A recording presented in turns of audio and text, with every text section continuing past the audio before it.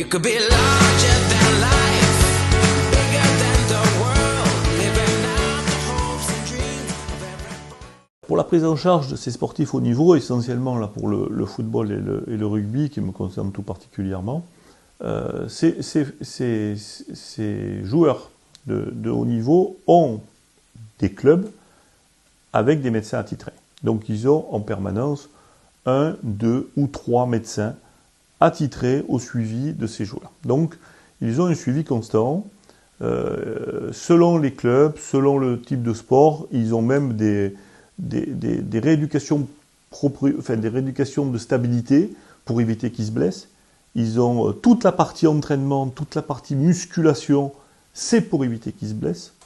Ils ont des strappings qu'on leur fait de façon très efficace, surtout chez les footballeurs qui sont friands de ça. Mais il y a des strappings différents entre un avant-centre qui va faire des petits gestes et lui sera strappé souple, de quelqu'un qui va être sur les ailes, qui va être strappé rigide. Donc on va avoir également des spécificités. Donc tout ça, c'est quelque chose qui est tenu secret parce que ça fait partie un peu de chaque club. Hein, et puis ils ont des staffs qui se forment pour parler de ces problèmes. Après, on a également, nous, maintenant, chirurgiens, intégré les staffs de ces clubs haut niveau, de façon à ce qu'il y ait des discussions en dehors des joueurs sur justement la façon de gérer certaines pathologies ou comment on peut les éviter.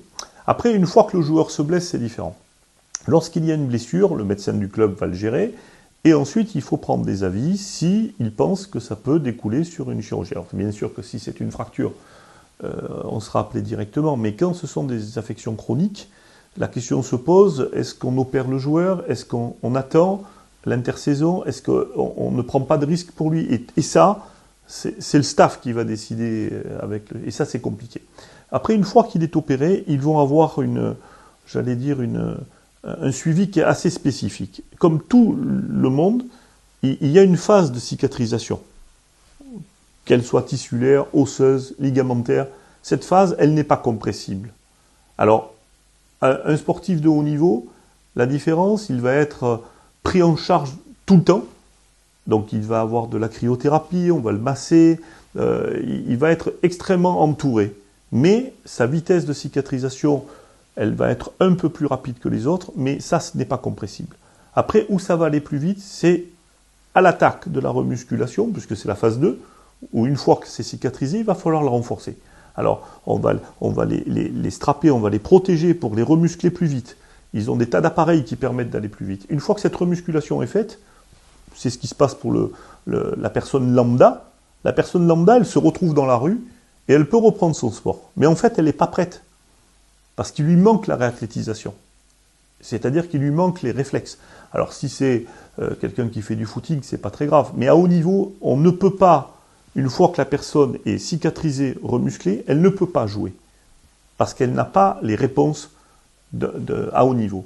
Et là, il y a cette réathlétisation qui est la phase 3 et qui est la plus compliquée et qui souvent se fait dans des centres spécialisés.